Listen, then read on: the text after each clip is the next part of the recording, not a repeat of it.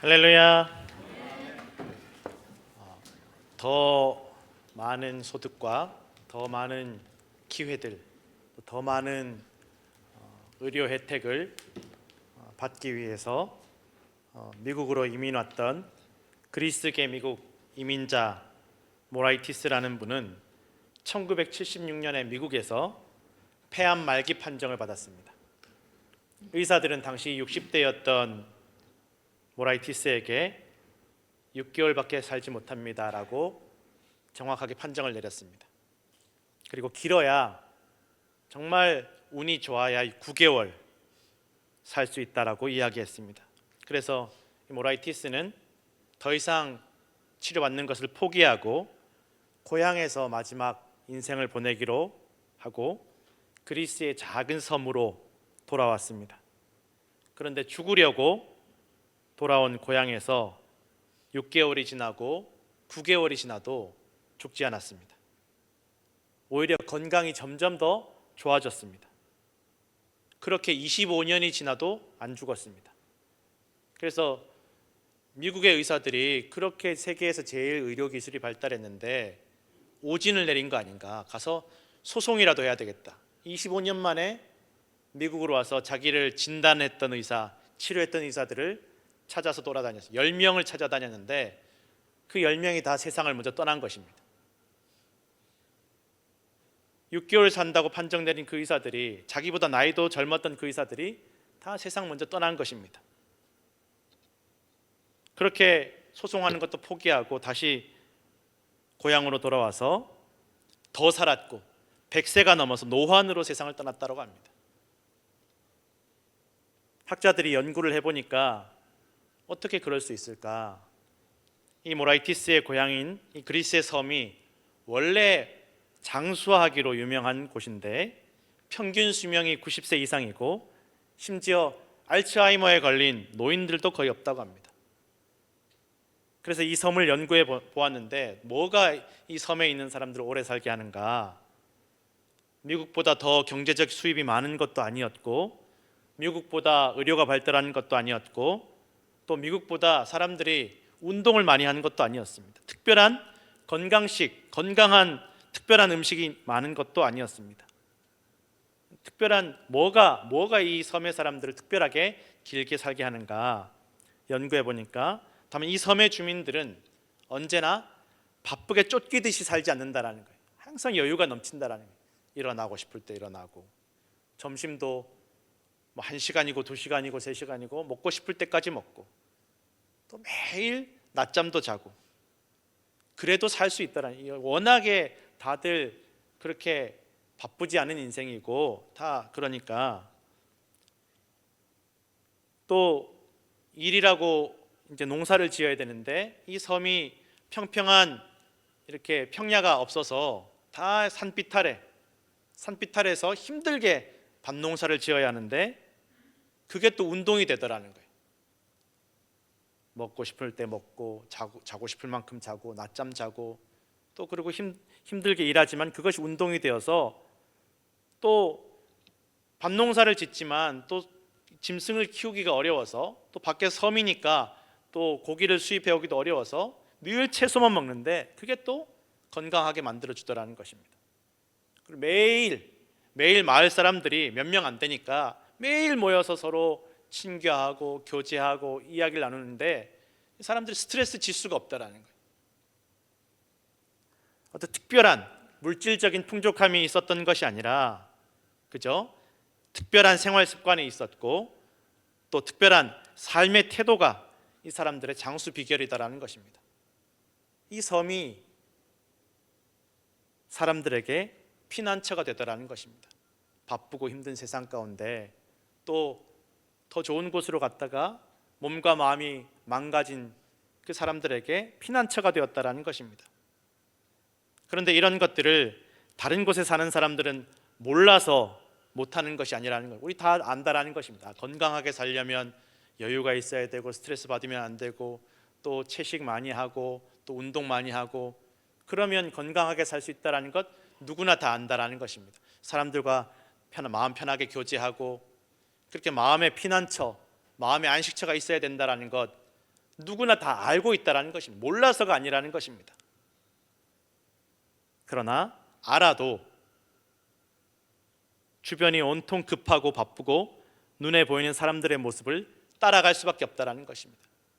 따라가지 않으면 괜히 실패하는 것 같고, 따라가지 않으면 내가 뒤처지는 것 같고, 따라가지 않으면 내가 망하는 것 같고, 따라가지 않으면 죽을 것 같고, 마음이 계속 쫓긴다라는 것입니다.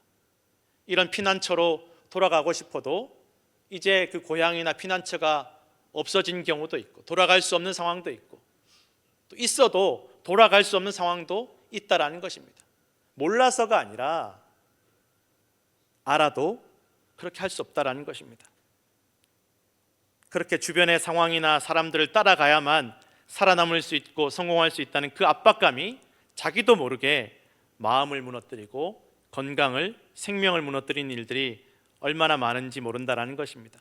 알아도 벗어나는 것은 너무 어렵다라는 것입니다. 오늘 시편 62편은 이 본문을 중심으로 다윗의 상황을 생각해 보면 정확하게 어떤 상황인지는 나와 있지 않습니다. 이게 뭐 압살롬에게 쫓길 때인지, 아니면 아둘람 굴에 숨어 있을 때인지, 어떤 상황이라고 설명하지 않지만 이 본문 내용을 찬찬히 살펴보면 다윗이 지금 어떠한 상황에 처해 있는지를 대략적으로 알 수 있다라는 것입니다. 다윗이 사울 왕의 사위이자 장군일 때인지 아니면 왕이 되었을 때인지 정확하게 알 수 없지만, 다윗이 높은 자리에 있을 때, 비록 높은 자리에 올랐지만 자신의 상황과 처지가 마치 넘어지는 담과 흔들리는 울타리처럼 위태롭고 주변에 수많은 사람들이 죽이려고 달려드는 절박하고 어려운 상황이라는 것을 알 수 있다는 것입니다. 62편 4절에 보니까 그들이 그를 그의 높은 자리에서 떨어뜨리기만 꾀하고 거짓을 즐기하니 입으로는 축복이요 속으로는 저주로다. 다 사람들이 그런다. 일단 다윗은 높은 자리에 있다라는 것입니다. 장군일 때인지 왕일 때인지 알 수 없지만 높은 자리에 있는데 자기에게 다가오는 사람들이 다 겉으로는 축복하는 것 같은데 속으로는 다 저주하고 죽이려고 든다라는, 속으로 모략과 흉계를 꾸민다라는 것입니다. 다윗을 높은 자리에서 떨어뜨리려고 끊임없이 흉계를 꾸미고 거짓으로 모함하고 겉으로만 축복하고 속으로는 저주하는, 정말 세상에 믿을 사람, 의지할 사람이 아무도 없는 외롭고 힘든 상황이다라는 것입니다. 높은 자리에 있지만 그 높은 자리가 평안이나 위로나 기쁨을 주는 것이 아니라 표적이 되게 하더라는 것입니다. 타겟이 되게 하더라는 것입니다. 성도 여러분, 우리가 이 세상에서 살아갈 때 더 안전하고 더 평안하고 걱정과 근심 없이 행복하게 살기 위해서 얼마나 많은 노력을 기울이는지 모릅니다. 경제적인 여유, 많은 지식, 권력이나 영향력, 주변에 의지하고 기댈 수 있는 수많은 인간관계들을 더 많이 가지고 더 높이 올라가면 더 안전해지고 더 평안하고 더 기쁘게 살 수 있을 것이라고 생각한다라는 것입니다.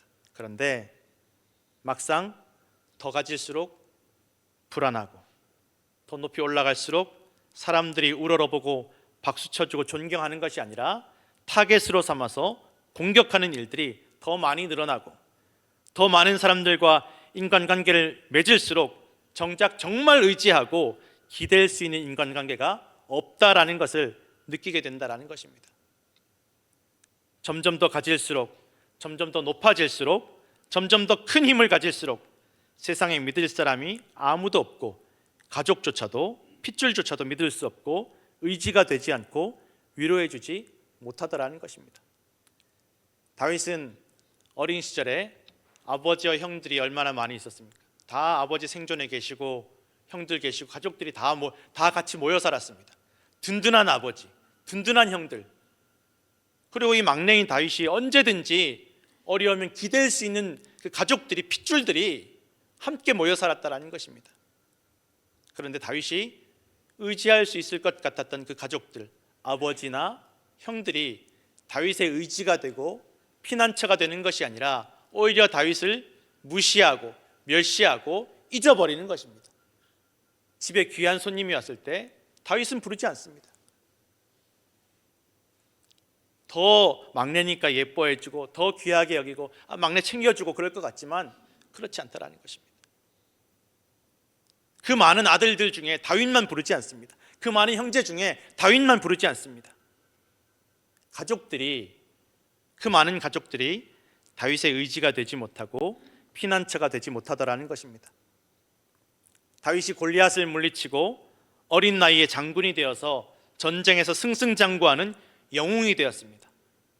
사람들이 다 백성들이 왕이자 장인어른인 사울보다 더 칭찬하고 더 박수쳐주고 더 좋아해 주었는데 그것 때문에 한순간에 반역자가 되었고, 다윗이 반역자가 되자마자 그렇게 박수쳐주고 사울 왕보다 더 대단하다고 칭찬하던 사람들이, 심지어 같은 지파, 같은 고향 사람들, 친척들이 다 고발자가 되어서 다윗은 한 곳에 숨지도 머무르지도 못하는 처지가 되었다라는 거예요. 여기 다윗 있다고 잡아가시라고. 고향 사람들이, 친척들이 다 그렇게 고발하더라. 그렇게 박수 쳐주고 그렇게 좋아해 주던 사람들이 한순간에 다 등 돌리더라는 것입니다. 결국 자기가 싸우던 원수였던 블레셋으로 도망가야 했고, 그 어디에도 다윗의 피난처가 없더라는 것입니다. 블레셋에 가서도 다윗을 받아들여 주지 않습니다. 신하들이 블레셋 왕에게 저 다윗은 스파이일 수 있으니까 받아들여 주지 말라고, 믿지 말라고. 그렇게 어려운 시절을 지내고 다윗이 왕이 되었을 때, 또 왕이 된 이후 다윗이 제일 사랑했던 압살롬, 다윗도 아들이 여러 명 있었지만 그 중에 제일 사랑했던 압살롬이 세상을 떠났을 때 얼마나 대성통곡을 하고, 비록 자기를 죽이려고 들었지만 제일 사랑했던 아들 압살롬, 형제를 죽였지만 다시 용서하고 또 불러들였던 그 압살롬, 제일 사랑했던 압살롬이 죄는 자기가 지어놓고 아버지에게 원망과 섭섭함을 품고 아버지를 왕에서 끌어내리고 심지어 죽이려고 반역을 일으켰다라는 것입니다. 백주대낮에 아버지의 후궁들을 공개적으로 욕보이고 아버지를 욕보였다라는 것입니다. 다윗의 첫 번째 아내 사울왕의 딸인 미갈은 친정아버지 사울왕을 속이고 다윗을 도와 탈출시키고 구원해주고 생명을 구해주었는데, 이 다윗이 하나님의 언약궤를 예루살렘 성으로 모실 때에 하나님 앞에서 기쁘게 춤을 추면서 그렇게 기뻐하는 모습을 보고 속으로 무시하고 멸시하는 마음을 품게 되었습니다. 속으로만 생각한 것이 아니라 다윗이 가족들에게 축복해 주려고 좋은 마음으로 다가왔을 때 가족들 앞에서 노골적으로 비웃고 멸시하고 조롱하더라는 것입니다. 아니, 오늘 이스라엘의 임금으로서 참 채통이 볼만하군요. 건달처럼 신하들의 여편네들 보는 앞에서 몸을 다 드러내고 어떻게 그럴 수가 있냐고. 그렇게 왕으로서도 남편으로서도 존중하지 않더라는 것입니다. 다윗은 그래서 세상에 평생 믿을 사람도 의지할 곳도 없더라는 것입니다. 높은 자리가 안전과 평안을 주지 못하고, 피를 나눈 가족도, 그렇게 좋아해 주던 사람들도 피난처가 되지 못했습니다. 오히려 시기와 질투와 미움, 위기의 원인들이 되더라는 것입니다. 성도 여러분, 오늘날에도 마찬가지입니다. 우리는 세상 사람들이 추구하는 그 가치들이, 그것이 물질이든 권력이든 명예이든 인간관계이든 영향력이든 우리를 지켜줄 힘이 없다라는 것을 기억해야 합니다. 우리 자녀들도 마찬가지입니다. 우린 자녀들을 위해서 많은 것을 준비하고 물려주려고 합니다. 그러나 정말 그것들이 자녀들을 지켜주는 것인지 오히려 세상의 표적이 되고 타겟이 되게 하는 것인지를 잘 분별해야 된다는 것입니다. 다윗은 어려서부터 죽을 때까지 일평생 그의 주변에 의지할 존재, 피난처가 없었다라는 것입니다. 그 누구도 그 어디에서도 다윗이 마음에 평안과 위로를 얻을 존재나 장소가 없었습니다. 오직 일평생 하나님만이 다윗의 피난처가 되어주셨고, 온 세상이 다 다윗을 죽이려고 할 때에도 하나님께서 하나님을 의지하는 다윗의 보호자가 되셨고, 다윗이 범죄하였을 때에도 하나님께서 하나님을 의지하는 이 다윗을 버리지 않으셨음을 성경은 기록하고 있다라는 것입니다. 하나님께서는 어려울 때나 범죄하였을 때에도 부끄러울 때에도 하나님을 의지하는 다윗뿐만 아니라 다윗을 사랑하시고 기억하셔서 그의 자손들에게도 복된 약속을, 축복을 부어주셨음을 우리는 성경을 통해서 알 수 있습니다. 예수님께서 이 땅에 태어나실 때 영광스럽고 세상과 사람들에게 축복받고 부모에게 세상적으로 기쁨과 자랑이 되는 그런 탄생은 아니었습니다. 사람들이 다 나사렛 목수 출신이라고 손가락질했고, 또 공생애 때 하나님의 사명을 감당하실 때 어머니와 형제들과 친척들이 다 나서서 미쳤다라고 했습니다. 미쳤다라고 했습니다. 제자들조차 믿을 수가 없었습니다. 옆에서 다 도둑질하고 겉으로만 예수님 위해서 목숨도 아깝지 않다고 하고 어디든지 따르겠다고 했지만 결국은 다 떠나고 배신했다라는 것입니다. 그래서 마태복음 8장 20절에 예수님께서 한탄하시는 것입니다. 여우도 굴이 있고 공중의 새도 거처가 있는데 인자는 머리 둘 곳이 없다라고 한탄하십니다. 그러나 예수님께서는 그럼에도 불구하고 이 세상 그 누구도, 가족도, 제자들도, 따르는 사람들도 다 예수님의 피난처가 되어지지 못할 그때에도 끊임없이 기도하시고 말씀을 묵상하시고 가르치시고 붙잡으셨습니다. 그리고 십자가까지 순종하시면서 십자가에서 하나님께 생명과 영혼을 맡겨드린다라고 부르짖어 기도하시면서 하나님을 피난처로 삼으셨습니다. 그리고 다시 살아나셨고 그 피난처 되신 하나님을 통하여서 온 세상을 심판할 권세를 얻으셨고 영광스러운 모습으로 영원한 생명을 얻으셨습니다. 그리고 주님을 믿고 의지하는 모든 이들에게 영원한 힘과 도움과 피난처가 되셨음을 여러분 믿으시길 바랍니다. 히브리서 6장 17절에서 18절 말씀 함께 읽겠습니다. 하나님은 약속을 기업으로 받는 자들에게 그 뜻이 변하지 아니함을 충분히 나타내시려고 그 일을 맹세로 보증하셨나니 이는 하나님이 거짓말을 하실 수 없는 이 두 가지 변하지 못할 사실로 말미암아 앞에 있는 소망을 얻으려고 피난처를 찾은 우리에게 큰 안위를 받게 하려 하심이라. 아멘. 성도 여러분, 우리가 신앙생활할 때 아무리 주님을 믿고 열심히 교회 다녀도 세상과 비교해 보면 더 잘 살고 더 높아지고 더 성공하는 것처럼 보이지 않습니다. 그러나 이 믿음이 주님이 우리의 마음과 영혼과 생명의 피난처가 되셔서 우리를 지키실 것을 믿으시기 바랍니다. 영원히 우리의 몸과 마음, 생명의 피난처가 되시는 주님을 의지하시고 영원한 보호와 돌보심을 받으시는 성도들 되시기를 간절히 축원합니다.